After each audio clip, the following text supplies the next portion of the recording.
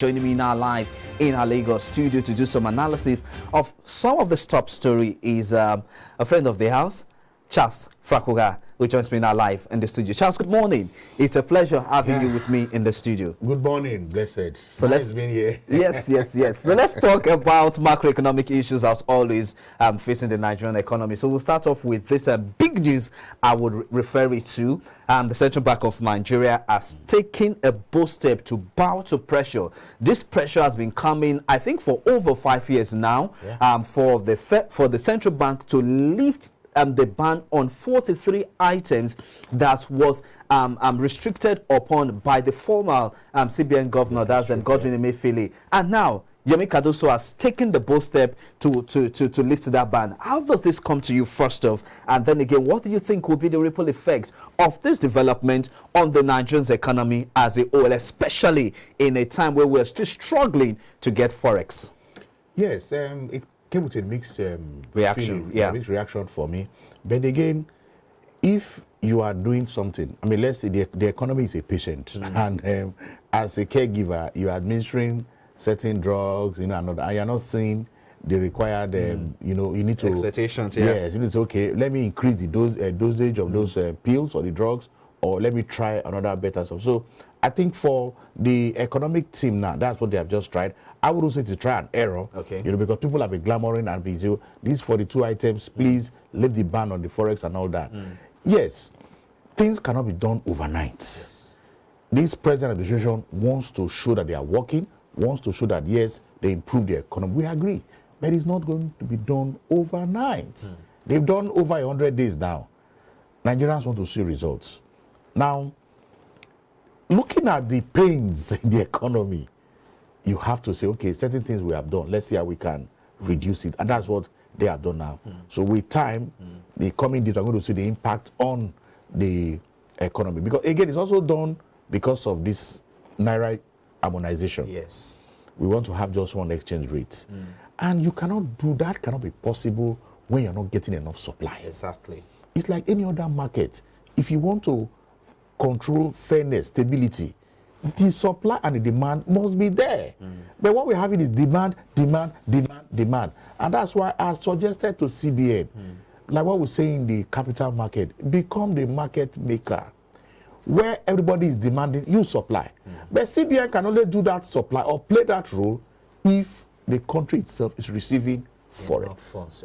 That's when they can now use it to supply the market. But what would you say is going on in the Forex exchange market that is bringing about this volatility and to some extent this level of uncertainties that we're being faced with at the moment? Because it has been a long-term issue coming. Yes. During the 8 years regime of we had multiple windows. Yes, we have multiple windows. Fine, I understand. But then again, we're still lacking in terms of having this abundant supply. Let me use the word abundant supply of Forex. And now there's this harmonization, which has brought about the unification of the exchange rate. And we're still lacking again.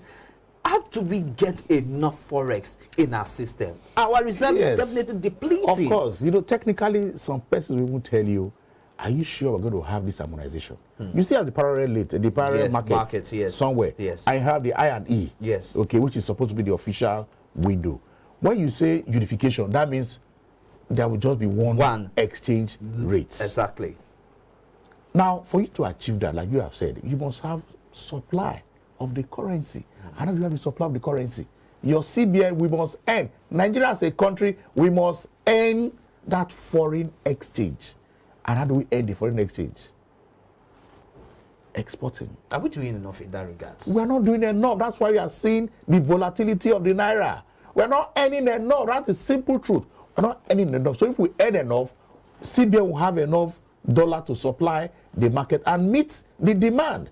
Yes, and that's what I've been advocating from time immemorial, that there is nowhere in the world you allow your currency just to float. Say willing buyer, willing seller. Yes, that is fine.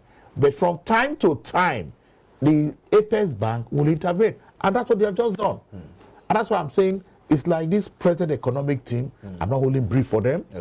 It's like they know what they want to do. And they have started it. You intervene from time to time. It's just like you allow your children to just play.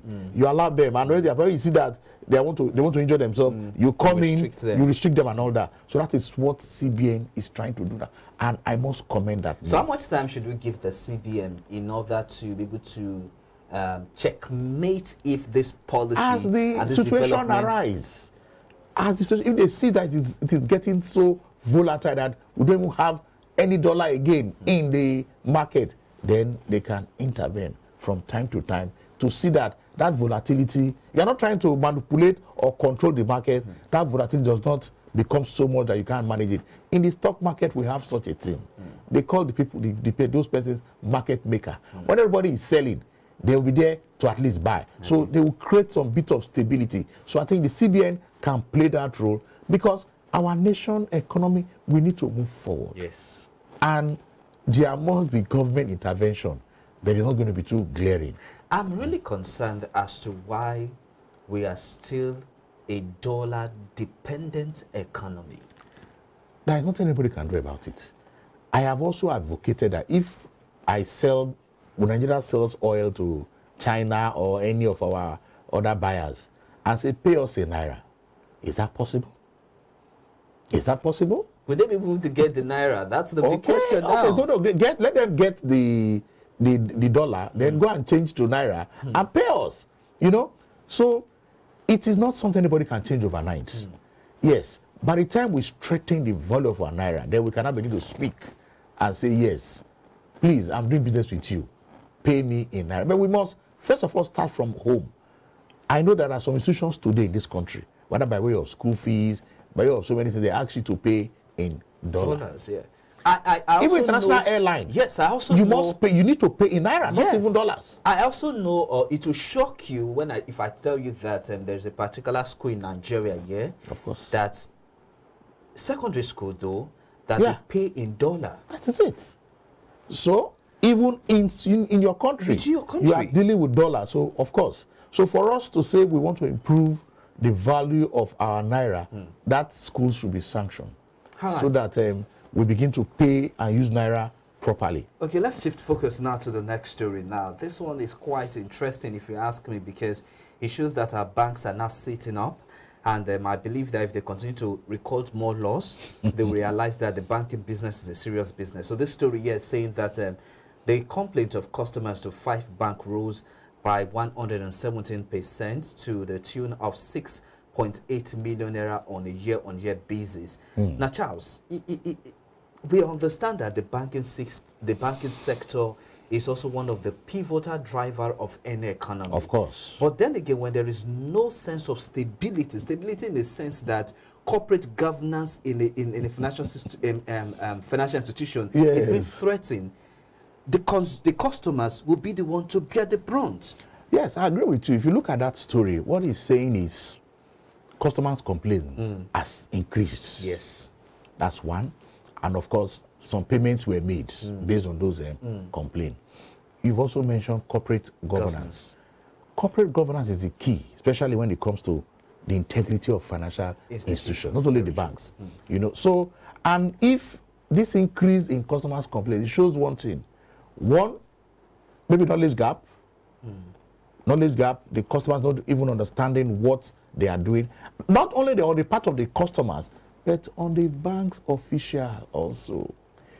I'll tell you a practical example. You go to a bank, you complain, usually this digital transfer. You make a transfer, you have it debited, they tell you they have not seen it as the person you are buying or you are selling something to, and then you go to the bank to complain, they tell you go to your vendor, go to and all that, and they tell you, okay, make a complaint. After 24 hours, 1 week, you have not seen anything. You need to go to the bank to begin to make that complaint. So one, our digital infrastructure is also a problem. But for me, the main focus now is the bank staff. Either they don't have the capacity, or they might have the technical capacity, but in terms of the morality, because we have seen a lot of things with these banks officials.